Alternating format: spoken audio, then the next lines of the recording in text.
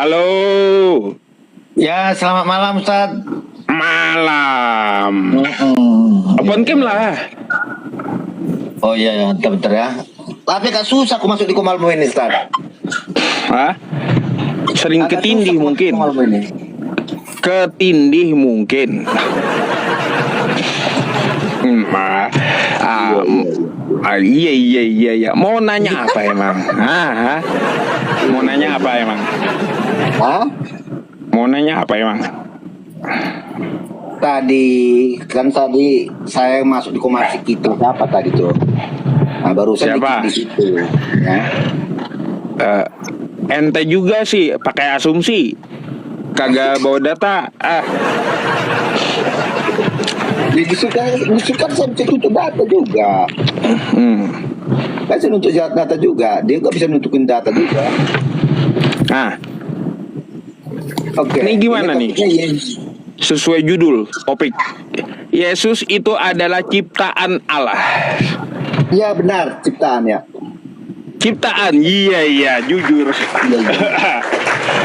Tumben kau jujur, Tumben kau jujur. Memang iya. Iya. Enggak, kenangin apa kau jujur kali ya? Iya, karena dalilnya ada. Yohanes 1:14. Ya, tumben waras gitu. Iya, Memang kalau ya saya waras. lah, Yesus itu Yesus ciptaan, betul? Iya, ciptaan ya. Iya, betul kan? Iya. Tumben waras kau. Aduh. Astagfirullahaladzim. Kenapa malah menyembah ciptaan? Kenapa coba? Oke, ya. Mungkin kalau ke Wanes mungkin tanya ini mungkin akan disangkal ya. Kalau saya ya memang saya ngikutin apa yang dikatakan dalam Bible itu ya. Firman menjadi ya. Kalau saudara kata menjadi berarti dari firman menjadi manusia, Pak. Coba dibacakan dulu di Yohanes 1:3 itu. Segala diciptakan dari firman. Itu.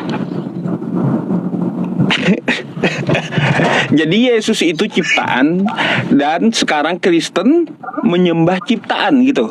Oke, saya kasih dalilnya ya, Ustaz ya. Ya, coba. Oke, ini kan dalil-dalil yang sering kalian bawa akan di dalam diskusi dengan orang Kristen ya. Mana tuh? Di Yohanes 17:3 itu sering kalian bawakan untuk Ya, sering. Kristen kan. Oke. Inilah hidup yang kekal itu mengenal Engkau satu-satunya Allah yang benar dan mengenal Yesus Kristus yang Engkau utus. Jadi mengenal Allah yang benar itu harus mengenal Yesus Kristus. Ya. Karena kenapa? Terus Yesus berkata juga di Yohanes 4:24, Allah itu roh. Sembahlah dia dengan roh dan kebenaran. Oke, siapa itu kebenaran? Kalau dikatakan dengan kebenaran, siapa itu kebenaran? Yesus sendiri menjawab juga, ya, Yohanes 14:6. Akulah jalan kebenaran dan hidup. Tidak ada yang sampai kepada Bapa kalau tidak melalui aku. Doktrin. Ya, Doktrin. Nanti saya tanya balik. Iya, doktrin masalahnya kayak gitu. Jadi gini, jadi caranya menyembah Allah yang benar-benar tidak kelihatan itu, ya harus mengenal Yesus Kristus dengan roh dan kebenaran. Makanya Yesus berkata, akulah jalan kebenaran dan hidup. Aku di dalam Bapa, Bapa di dalam aku. Coba tes logika dulu dah. Mau nggak? Major, tes logika dulu gitu. Kalau saya mau tes logika sama Major ini kira-kira kena nggak ya teman-teman dia? Sebentar dulu, saya tadi bertanya, berarti Kristen dan Katolik saat ini menyembah ciptaan, betul? Ya, nggak apa-apa. Ya, karena kenapa? Iya.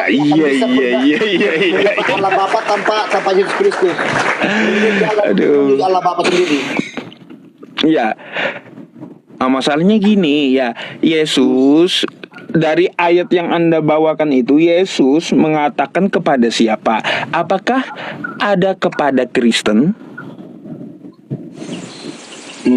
Ya, Kristen itu pengikut Kristus. Berarti itu menjelaskan kepada pengikutnya, ya. Yang percaya. Coba gini, ketika Yesus berkata pengikutnya. ketika Yesus berkata, ya, akulah jalan kebenaran dan hidup, tidak akan ada yang sampai kepada Bapa tanpa melalui aku. Nah, sekarang saya mau tanya, ya, sejak kapan Yesus berikan jalan untuk Kristen?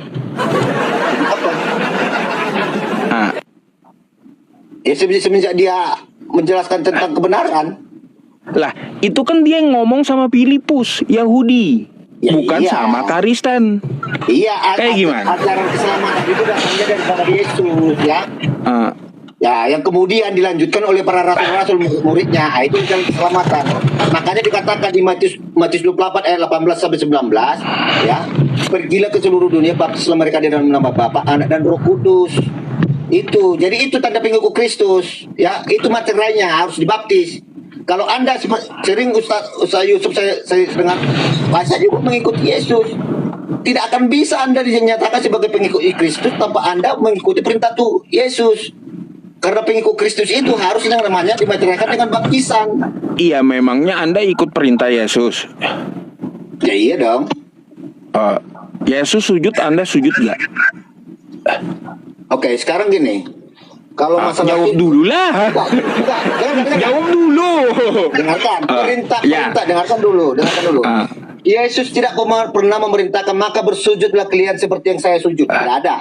Itu juga datanya di mana? Jelas. Oke, terus? Itu juga datanya di mana? Lah, Tidak ada kan? itu di dalam Matius 26 nomor 39, Yesus maju sedikit lalu dia Iya, sujud tapi dan adakah perintah berdoa. harus bersujud untuk menyembah Allah Bapa? Iya. Yang dia lakukan seperti itu. Sekarang Kristen apakah melakukan seperti Yesus?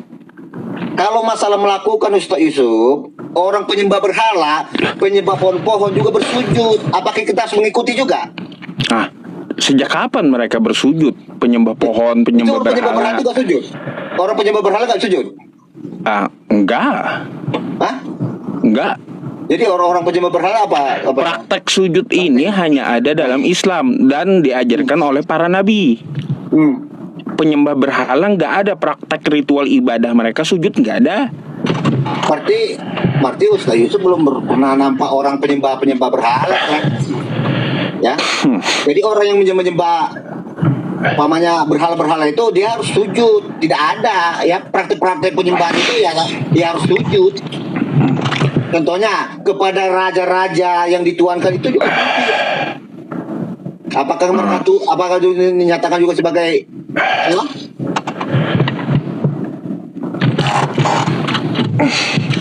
Kenapa bang? Orang contohnya raja-raja yang dipertuan orang kan sujud juga. Coba gerakan sujud itu kayak gimana coba? Oke, sujud dengan menundukkan kepala sendiri kan itu bagian dari sujud. Ya, Bukan menundukkan ke tanah. dahi ke tanah kan? Tidak. Lah, coba Anda buka di dalam keluaran 34 nomor 8. Iya, perintah sujud itu tidak ada dikatakan Yesus, maka bersujudlah tidak ada. Iya. Tapi apa yang Katanya dikatakan pengikut Yesus ketika Yesus sujud dan berdoa, kenapa Anda tidak melakukan apa yang Anda ikuti? Karena itu bukan bagian dari perintah dia. Karena sujud itu bagian merendahkan diri, bagian daripada penghambaan diri, itu namanya sujud.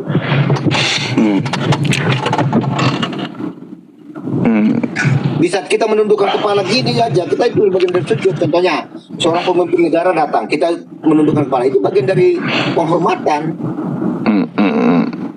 Bentar, saya bukakan dalilnya dulu ya teman-temannya. Nih, ya, sabar ya. Nih, coba kita lihat Kejadian 24 ya, nomor 52. Ketika Abraham ya mendengar perkataan mereka, sujudlah ia ke tanah menyembah Tuhan. Sujud ke tanah ya, ke tanah, dahinya ke tanah. Kayak gimana? Ya iya, itu praktek daripada penyembahan ya kita orang Kristen Ya itu makanya bisa tidak ada dilakukan masalah. Kristen Tapi atau tidak ada kagak gitu? kewajiban harus sujud, tidak ada. Dilakukan Kristen atau kagak di sekarang hari ini? Ya ada, saya pun bisa bersujud sekarang, tapi bukan dari sujud yang dilihat. Praktek Tapi ibadahnya. ketulusan hati kita dalam melakukan penyembahan. Praktek ibadahnya ada nggak dilakukan Kristen? Gini Bersujud. loh, yang namanya gini loh, Ustaz. Yang namanya kita menuju kepada Sang Bapa itu, sang Pencipta itu, bukan masalah kita itu harus dengan ibadah-ibadah yang harus di ritual-ritual gitu, enggak. Tapi bagaimana hati kita, betul-betul kita mengembangkan diri kepada Sang Pencipta itu makanya dikatakan menuhankan. Yang nggak cukup dengan hati juga kali, pasti juga dengan tindakan dan fakta di lapangan seperti apa prakteknya. Nggak cuma di hati aja. Kalaunya para nabi mencontohkan sujud, lalu alasan apa kita tidak sujud coba? Karena Yesus tidak ada pula, maka bersujudnya tidak ada. Yang diperintahkan Yesus, baptislah mereka di dalam nama Bapa, Anak dan Roh Kudus. Ajarlah mereka seperti apa ajar kata itu. Waduh, major, bebal kayak dulu tetap ya. Itu satu pengajaran Kristus yang kita pegang. Yohanes 4 ayat 24. Allah itu roh, sembahlah dia dengan roh dan kebenaran. Lalu apa? Siapa itu kebenaran? Yesus. Berarti harus percaya kepada Yesus sebagai juru selamat. Coba kamu buka Ayub 27 nomor 4. Roh Allah itu ada di dalam hidung Ayub. Tuhan juga iya. Dia roh Tuhan itu di mana-mana. Dia tidak terbatas ruang dan waktu, Ustaz Yusuf. Kalau ada di mana-mana ada dia. Karena kenapa? Roh itu menghidupkan. Sekarang aku tanya dulu, Ustaz Yusuf. Jadi saya tanya dulu, Ustaz Yusuf. Sekarang Allah itu maha hidup gak? Maha hidup, dia menciptakan kehidupan. Maha hidup? Iya, menciptakan kehidupan dia. Oke, sekarang dia bukan makhluk, tapi kehidupannya dari mana? Kalau tanpa roh. Nah, bukan makhluk udah tahu, tapi kehidupannya kayak gimana? Yang hidup itu makhluk. Aduh. Kok aneh bahasanya gitu ya? Aneh bahasanya. Enggak, roh itu menghidupkan kan, Ustaz? Roh itu menghidupkan. Roh, ya. Terus? Oke. Karena kemahan itu hanya ada pada sang Allah Bapa, ya. Makanya dia dikatakan maha hidup. Jadi Allah Bapa yang ditulis tadi di Yohanes 4 ayat 24 tadi, Allah itu roh, sembahlah dia dengan roh dari kebenaran. Makanya katakan Tuhan orang Kristen hidup, maha hidup. Makanya yang disembah orang itu adalah yang benar. Sekarang gini. Jadi kalau kita menyembah roh, maksudnya roh yang di dalam diri Yesus gitu. Ya iya, jadi cara menyembah Allah yang tidak kelihatan, kan Yesus mengatakan Allah itu tidak bisa dilihat, didengar, tidak bisa, rupanya pun tidak bisa dilihat kan? Ya caranya Yohanes 4 ayat 24 tadi, Allah itu roh, sembahlah dia dengan roh dan kebenaran. Siapa itu kebenaran? Yohanes 14 ayat 6. Akulah jalan kebenaran dan hidup. Tidak ada yang sampai kepada Bapa kalau tidak melalui aku. Itu maksudnya. Karena dikatakan Yohanes 17 ayat 3, inilah hidup yang kekal itu, mengenal. Ini kan ada kata mengenal engkau satu-satunya Allah yang benar, dan mengenal Yesus Kristus yang utuh. Tanpa mengenal Yesus Kristus tidak akan bisa mengenal Allah yang benar. Kalau kayak gitu asumsi, kenapa saya bilang semua manusia itu juga dari roh Allah, roh Tuhan, bukan cuma Yesus. Allah punya roh. Bukan, roh itu adalah ciptaan Allah. Oke, sekarang gini, Ustaz. Ini pertanyaanku yang saya bawakan di Komal Muslim berapa ini? Mudah-mudahan Ustaz Ucup bisa menjawab ini, ya. Edukasi bagi saudara-saudara yang di sini. Ini sampai sekarang masih kayak saya ini, ya. Dipertanyakan. Oke, pertanyaan saya gini. Di dalam surah At-Toha 14 dikatakan, sesungguhnya aku Allah, sembahlah aku. Ya. Nah, di sini ada namanya Allah. Ini dibuat kata aku. Ini aku yang bernama Allah ini siapa? Cara menyembah aku ini gimana? Silakan. Innani anallah. Sesungguhnya aku ini adalah Allah. Kan gitu. La ilaha illa ana fa'budni. Tidak ada Tuhan selain aku, maka sembahlah aku. Kan gitu. Menyembah apanya? Bukan berarti Allah harus menyembah dirinya, bukan. Ya. Iya kan Allah meminta supaya umat yang percaya kepadanya menyembah Dia. Itu firman itu firman Allah Subhanahu wa taala yang disampaikan melalui mulut Nabi Muhammad kepada manusia. Ya. Jadi aku ini siapa? Bukan berarti aku di situ Allah menyembah diri sendiri, bukan. Bukan itu maksudnya, Ustaz. Maksudnya di sini kan ada kata aku. Kalau sudah ada kata aku berarti ini exit. Berarti itu nyata ada. Ya ada terus. Ada, oke. Sekarang kata aku ini siapa di ini yang bernama Allah ini yang berkata aku ini? Dengan apa kita menyembah Dia? Innani anallah, sesungguhnya aku ini adalah Allah. Ya. Terus? Namanya Allah, oke. La ilaha illa ana fa'budni. Tidak ada Tuhan selain aku, maka sembahlah aku. Oke. Kalau menyembah Allah apa yang disembah? Zat beserta sifatnya dan semua dari kemuliaannya. Berarti Anda menyembah Zat. Apanya? Berarti Anda penyembah Zat. Menyembah Zat. bukan zat kimia, zat cair, zat ini, zat apa? Bukan itu.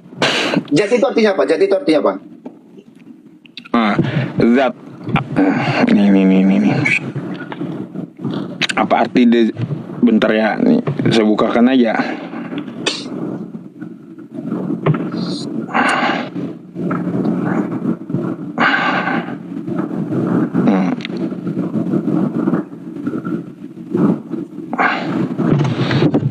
Ya. Zat itu adalah apa? Hakikat atau esensi. Oke. Hakikat. Oke, kalau dikatakan hakikat berarti wujud kah? Apanya? Kalau dikatakan sudah ada hakikat berarti wujud kah? Dia wajib ada dia. Jadi hakikat apa yang disembah kalau dikatakan Allah? Sembahlah. Tapi gini, enggak ini dia enggak nongol gitu. Iya, enggak nongol. Oke. Sekarang sama dengan roh tadi, dia enggak nongol, tapi kita tahu itu adalah disembah. Jadi sekarang gini, dia itu wujud, ya. Yang disembah dari wujud itu apanya? Apa yang disembah dari wujud?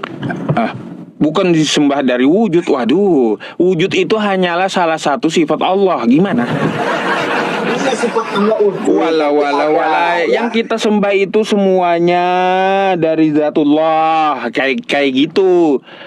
Gini loh Ustaz, coba. Makanya aku justru kalian makin menjelaskan keislaman. Sebenarnya aku mau tahu sebenarnya. Makin belajar aku butuh Masalahnya gini, Bang. Ya, gini ya, Bang Majur ya. Saya kasih tahu Anda ya, ada sebuah hadis ya. Tafakkaru fi khalqillah wala tafakkaru fi dzatillah. Jangan kamu memikirkan zat Allah karena otak kita kecil. Nggak nyampai. Kita ini ciptaannya. Tapi pikirkanlah ciptaannya. Kayak gitu. Agar mengetahui Allah Subhanahu wa taala seperti apa. Kayak gitu. Ternyata ada sifat lainnya, maha perkasa, maha kuasa. Banyak gitu. Jadi gini loh Ustaz, jujur dulu Ustaz, dulu. Di saat Anda dalam sujud Anda, dalam sholat Anda 5 kali satu hari, ya. Di saat Anda berdoa kepada Allah, bersujud, menyembah Allah. Yang Anda bayangkan Allah itu seperti apa? Nggak bisa dibayangkan. Kalau dibayangkan udah berhala jadinya. Kalau membayangkan nanti Allah duduk di atas langit pakai kursi, itu berhala namanya. Jadi aku sembahlah aku ini apa? Aduh.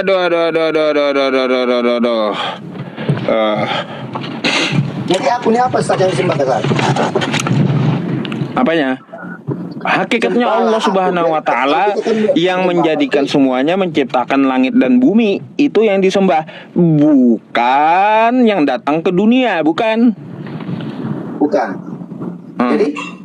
Jadi Allah ini tadi wujud ya. Wujud itu dalam bahasa Arab ada gitu. Ada, oke. Kata ada itu berarti bisa dijelaskan dong. Kecuali katakan tidak ada. Bukan berarti kalau yang tidak kelihatan tidak ada. sesuatu yang tidak kelihatan itu bentuknya tidak ada, Ustaz. Contohnya udara. Ya. Ya. Itu tidak kelihatan tapi ada. Nah, paham. Oke, sekarang Ah. keberwujudan Allah itu apa? Itu yang saya pahami dulu. Satu, laisa kamislihi syai' wa huwa samiul basir, ya. Di situ dikatakan Allah berbeda dengan segala sesuatu. Berbeda dengan segala sesuatu. Beda dengan makhluk, mukhallafatu lil hawadits. Beda dengan makhluk. Jadi Tapi jangan Anda pikir bentuknya kayak gimana. Ya, oke. Beda dengan makhluk. Tapi Allah bisa berkata-kata, bisa melihat, bisa mendengar. Sama dengan makhluk. Beda. Berarti Allah tidak bisa mendengar. Emangnya kalaunya Allah maha berfirman gitu ya, lalu Anda berpikirnya Allah punya mulut gitu. Jangan ke mulut dulu. Ini dengar kata, kan perkataan manusia itu bisa berkata-kata. Manusia itu bisa melihat, manusia itu bisa mendengar. Allah bisa nggak dengan kemahannya? Bisa. Jadi gini ya. Gini. Coba Anda berhenti dulu memikirkan zat Allah itu sama dengan makhluk gitu.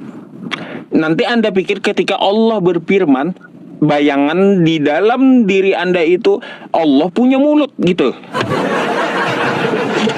Jadi kita tahu apa yang kita sembah. Ini kan sembah, tapi kita tahu. Jadi yang kita bayangkan itu apa yang kita sembah.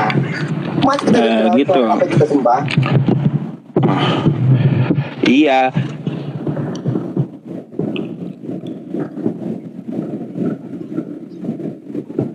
Kenapa macet? Iya, kalau saya udah jelaskan tadi seperti itu. Jangan Anda samakan dulu berbicara dengan umat Islam itu ketika Anda membahas konsep ketuhanan dalam umat Islam. Tauhid itu jauh-jauh dulu di pemikiran Anda Allah itu sama dengan makhluknya. Kata Anda gimana bentuknya? Bentuk itu makhluk udah. Gitu. Ini maksud saya. Contohnya, di saat contohnya orang penyembah contohnya orang penyembah berhala, ada contohnya pohon, ya orang itu sujud jelas tahu karena pohon, karena orang itu meyakini dalam pohon itu ada roh, ada objek kuasa. Maksudnya itu intinya ada objek, betul kan? Contoh, ya. Ada objek yang dituju gitu kan intinya. Oke. Sekarang gini, kita paham, saya ngerti. Kita kekristenan. Di saat dikatakan di Yohanes 4:24 tadi, Allah itu roh, sembahlah dia dengan roh, gak benar. Iya, kalau kita bayangkan gini, dengan kemanusiaan. Saya herannya gini, Bang. Ya. Kalau Allah itu roh, kenapa bisa masuk hidung Ayub? Terus warnanya apa dan bentuknya kayak gimana? Roh Allah itu tidak dibatas ruang dan waktu. Dia itu maha. Ya kayak gimana? Warnanya warna apa? Ya? Warnanya warna apa? Warna apa roh itu? Ya tidak ada bisa diwarnai. Lah, tapi roh itu terus gimana kita mengetahui dia ada? Makanya dikatakan Tuhan yang kami sembah itu maha hidup. Kalau menyembah roh, ya kita harus tahu roh itu warnanya apa. Kan ada objek, kata Anda. Gini, dari penciptaannya pun manusia, Ustaz, ya. Kejadian 1 dari ayat 26 sudah dikatakan, ya. Nah, berfirmanlah Allah, baiklah kita menciptakan manusia segambar dan serupa dengan kita. Jadi bagaimana Allah sudah memberikan, ya kisi-kisinya seperti apa sih? Jadi biar manusia itu tidak ini, maka manusia itu katakan citra daripada Tuhan itu sendiri. Gimana sih? Tadi Anda menegaskan kepada saya, ya kalau menyembah itu ada objek yang jelas, kata Anda, kan gitu. Anda menyembah roh, saya pertanyakan objeknya yang disembah. Iya, sekarang warnanya apa? Bentuknya kayak gimana? Ya, berwarna. Tidak ada diwujud dengan warna. Kayak gimana? Bentuknya seperti apa? Sama seperti udara. Udara itu warnanya apa, Sar? Waduh, roh sama seperti udara. Udara itu dia bukan menanyakan warna roh. Jadi cara menyembah roh yang benar itu harus melalui Yesus Kristus, Ustaz. Aduh, roh sama seperti udara. Jadi kalau udara gini ya, cara membedakan roh dengan udara nih saya kasih tahu ya. Cara membedakan roh dengan udara ya. Pertama, kalau udara kita masukkan ke balon ya. Ke balon berbentuk dia balon ya. Berbentuk balon dia. Tapi kalau ruh di mana tempatnya? Coba. Roh Allah Bapa tidak terbatas ruang dan waktu. Nah, makanya kalau gitu kita harus tahu warnanya apa, seperti apa rohnya. Ya makanya dengan keberadaannya Sang Allah itu seperti itu, makanya dia menyatakan dirinya. Kan tidak ada yang mustahil bagi Tuhan. Makanya dikatakan, ya, aku dalam Bapa, Bapa di dalam aku. Kagak, nggak ada yang mustahil bagi Tuhan. Emangnya dia bisa jadi iblis? Ya? Jadi iblis bisa? Kalau dia berkehendak? Mau dia jadi iblis mau? Ada nggak pernah berkehendak seperti itu? Enggak, saya tanya aja. Ya udah, kalau ada berkehendak nggak apa-apa. Berarti nggak apa-apa. Tuhan jadi iblis gitu. Jadi apapun dia bisa, tapi dengan segala kehendaknya. Iya. Jadi apapun, baik.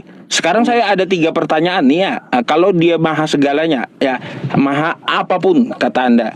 Pertama, dia bisa jadi iblis. Jadi apapun, tapi itu dengan kehendaknya ya. Ya, jadi iblis bisa nggak? Dengan apapun dia bisa. Bisa, baik. Kalau Tuhan jadi iblis bisa, sekarang saya mau tanya lagi ya kepada Anda. Apakah Tuhan ini bisa berbuat dosa? Sekarang ada nggak Tuhan itu mengatakan dia pernah jadi iblis? Kan itu. Justru Tuhan itu jalan kebenaran. Kenapa Tuhan Anda nggak bisa buat dosa? Karena dia tidak pernah menyatakan diri sebagai iblis. Katanya maha segalanya. Bisa nggak dia buat dosa? Tapi dia, Allah kami tidak pernah menyatakan dirinya jadi iblis. Tapi dia iya tahu saya tahu. Yang saya tanyakan konsep ketuhanannya tadi, ketika Tuhan Anda ya bisa segalanya, bisakah dia bikin dosa?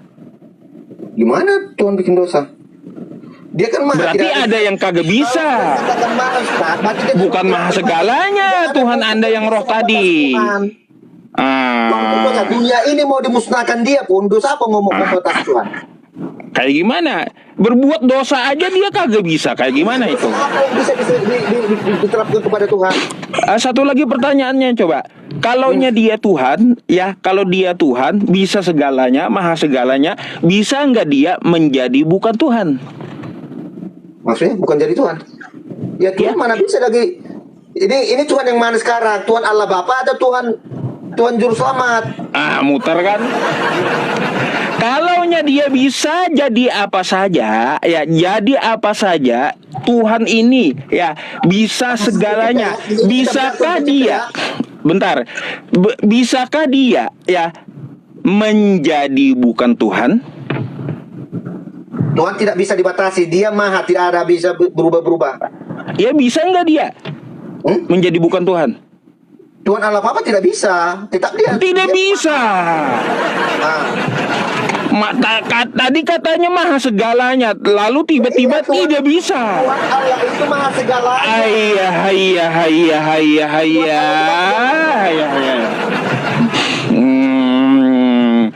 Tiba-tiba Anda batasi sendiri Tuhan Anda. Ketika saya bertanya seperti itu, jadi iblis oke, bisa kata Anda, ya. Iblis oke, terus berbuat dosa kagak bisa juga. Terus waktu saya tanyakan, bisakah dia tidak menjadi Tuhan? Tidak menjadi Tuhan, tidak. Tuhan ini yang bisa segalanya, bisa nggak dia menjadi bukan Tuhan? Aduh. Dosa itu kan pelanggaran kan? Bukan pelanggaran, artinya apa? Ada batasan-batasan dalam konsep ketuhanan itu. Gimana sih? Ada batasan-batasan, makanya di Islam gini Bang Major, makanya di Islam itu dikenal dengan apa? Ada sifat mustahil bagi Allah Bang Major ya. Nah, itulah di Islam ada sifat mustahil bagi Allah. Bukannya Allah itu nggak mampu gitu, bukan, tapi ada sifat mustahil bagi Allah. Kalau maha segalanya, makanya saya tanyakan, segalanya bisa jadi iblis? Bisa. Terus apakah dia ketika jadi Tuhan ini menjadi bukan Tuhan? Kagak bisa. Apakah dia bisa berbuat dosa? Kagak bisa juga. Oke, kalau ada saudara disebutkan kata mustahil pada Allah, berarti dia terbatas dong? Bukan, yang membatasi itu Anda. Sesuatu tidak ada mustahil, berarti ada keterbatasan dia, tidak bisa jadi apa yang dimustahilkan. Mustahil kayak gini aja, kita mencerna mustahil itu kayak gini Bang ya. Ente dengan saya manusia kan? Nah, ente dengan saya manusia. Kalau kita makan nasi, pantas kan kita makan nasi? Makanan pokok kita apa? Coba kalau kita makan tai, pantas nggak? Oke. Sekarang gini. Nggak pantas kan?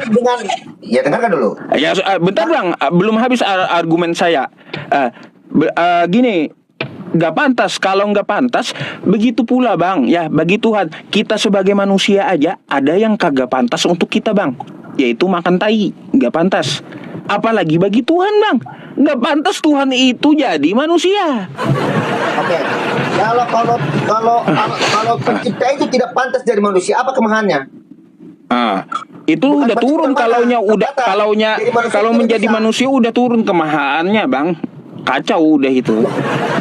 Justru dia kalau tidak bisa menyatakan diri menjadi manusia, berarti dia itu kemahan tidak layak, tidak ada membatasi. Jadi manusia tidak bisa.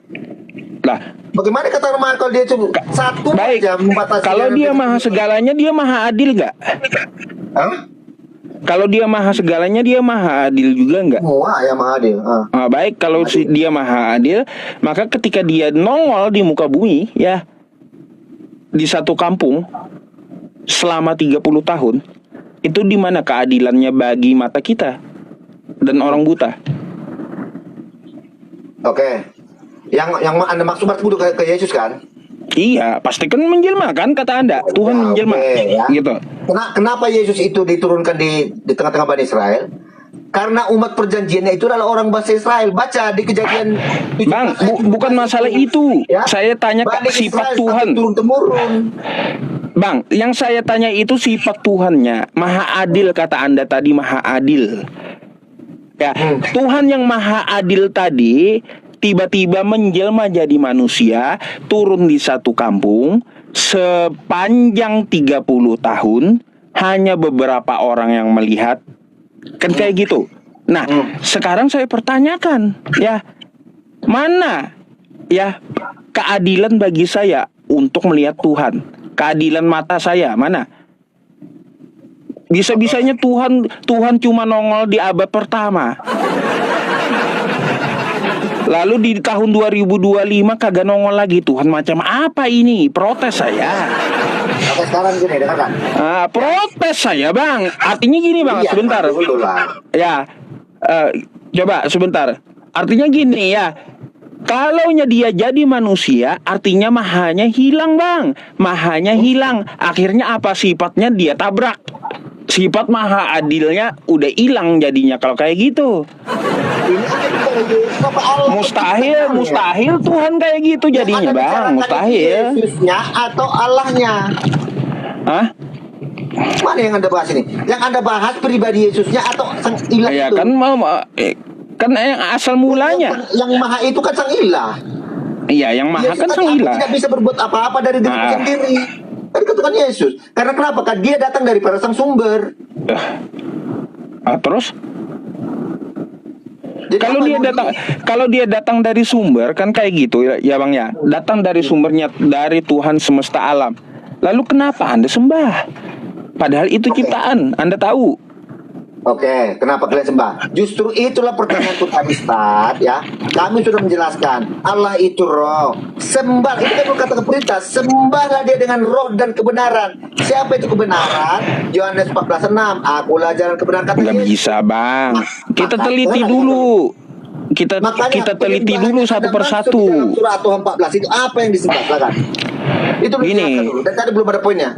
Gini Bang ya, kita teliti dulu. Ketika Anda menyembah roh, kita harus tahu objeknya kan. Nah, objeknya ini, objek yang disembah ini, kita harus tahu. Itu awalnya kita diskusi tadi. Kan gitu. Nah, kalaunya Anda menyembah roh, pertanyaan saya, warna roh itu seperti apa dan bentuknya kayak gimana? Oke, Ustadz Yusuf ada rohnya nggak? Ya ada pasti. Warna apa rohnya? Warna apa roh Ustadz Yusuf? Nggak tahu saya warna roh saya. Nggak tahu. Lah terus? Masa roh berwarna? Hah? Man, pertanyaan Anda di warna apa roh? Ya Anda sendiri mengaku punya roh, tapi nggak tahu Anda roh Anda warna apa. Ya makanya. Apalagi roh roh Kalau kita sama. gini, Aduh. saya aja tentang diri saya, warna roh saya nggak tahu warna apa, hijau, kuning, biru, kan nggak tahu kan gitu. Oke, tapi Oke. percaya nggak kalau Lalu kalau saya sendiri saja ya warna roh diri saya tidak tahu, lalu gimana kita mau menyembah roh? Oke, sekarang dari mana Anda tahu kalau ada hidup? Kita tidak tahu detailnya roh ini seperti apa. Lalu ngapain disembah gitu? Ya itu makanya dikatakan Allah itu tidak bisa dilihat, Ustaz Ucup. Iya ke situ lagi. Makanya dikatakan. Sekarang Anda tahu nggak seperti apa roh Anda? Kan nggak ada. Enggak, apalagi rohnya Allah yang maha itu. Beda. Artinya di sini beda. Paham udah bang? Ya. Kalau di tempat kami summa sawwahu wa nafakha fihi min ruhihi wa ja'ala lakumus sam'a wal absara wal af'idah qalilan ma tashkurun. Jadi roh itu ciptaan. Ya, coba Anda buka Kejadian 6 coba. Ini saya bukakan ya. Nih sebentar ya. Bentar.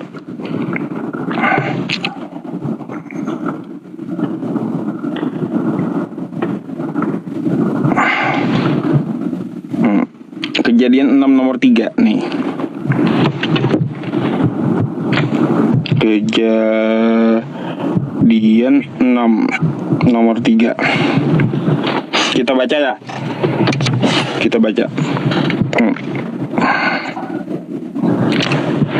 Nih, berfirmanlah Tuhan, rohku tidak akan selama-lamanya tinggal di dalam manusia, karena manusia itu adalah daging, tetapi umurnya akan 120 tahun saja.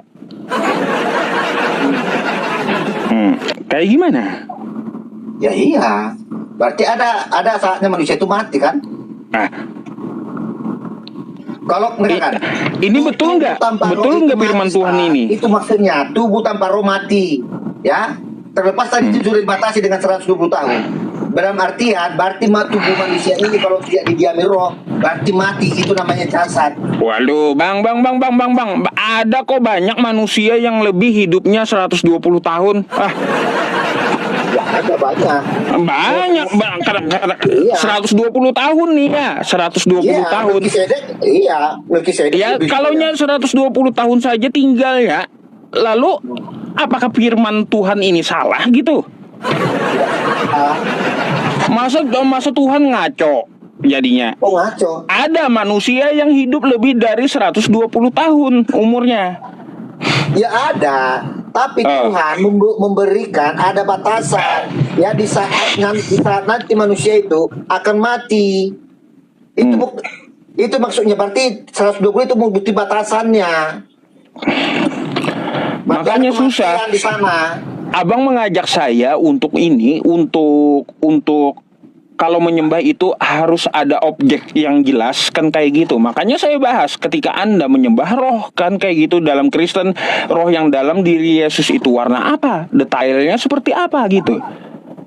Ya iya sekarang gini, Anda menanyakan warna. Silakan Anda sendiri Ustaz udah mengatakan Anda itu punya roh tapi tidak tahu warnanya. Jadi iya, memang roh seperti itu. Nah, kalaunya tapi kan roh saya tidak disembah oleh Kristen, Bang. Bedakan ya. Ya iya, itulah buktinya roh itu tidak bisa dilihat. Iya, kalau rohnya itu tidak bisa dilihat ya. Buktinya apa? Kalau dia bisa menghidupkan gitu loh.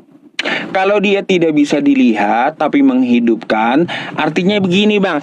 Saya punya roh, Yesus punya roh. Sama gitu. Susah nanti cara membedakannya, Abang. Ya, yang mana roh Tuhan, yang mana roh manusia. Yang mana pula roh jahat kan kayak gitu. Yang mana pula roh jahat. Makanya kata Quran ya, teman-teman, wa yas'alunaka 'anir ruh qulir ruhu min amri rabbi wa ma utitum min ilmi illa qalila. Ya, mereka bertanya tentang ruh, kata Allah ya, katakanlah ruh itu hanya sedikit pengetahuan dikasih Tuhanku. Tuh. Oke, jadi yang Anda sembah itu sesuatu yang tidak punya roh atau apa? Kan? Yang menciptakan Sesuatu roh tidak ada yang saya roh, sembah berarti itu. mati dong, berarti itu benda mati, ya kan? Jadi sekarang kalau Anda mengatakan Allah itu tidak ada rohnya, berarti yang disembah itu apa? Yang tanpa roh? yang menciptakan roh tidak sama dengan segala apapun, ya, tidak setara dengan apapun. Jadi apa yang disembah ini? Dia itu dia punya roh. Saya pikirkan dulu bagaimana cara meninggikan langit, lebih baik itu saya pikir gitu daripada saya mikir zatnya, karena dia ilahi dengan makhluk itu beda, udah ya. Nggak bisa saya memikirkan ilahi, nggak bisa gitu. Nggak bisa. Saya ini hanya ciptaan, nggak lebih hebat dari pencipta, nggak mungkin, Bang. Gini Ustaz, dengan seyakinnya Ustaz Ucup mengatakan Tuhan kami memang maha benar, tapi Anda tidak tahu yang Anda sembah apa gitu loh. Bukan tidak tahu. Oke, sekarang yang Anda sembah apa? Yang saya sembah yang memegang ruh saya sekarang, yang memegang kehidupan saya sekarang. Megang dengan pakai tangan. Bukan pakai tangan. Ngaco dah, ente ini gimana sih, Bang? Ngantuk kali dah ente dah.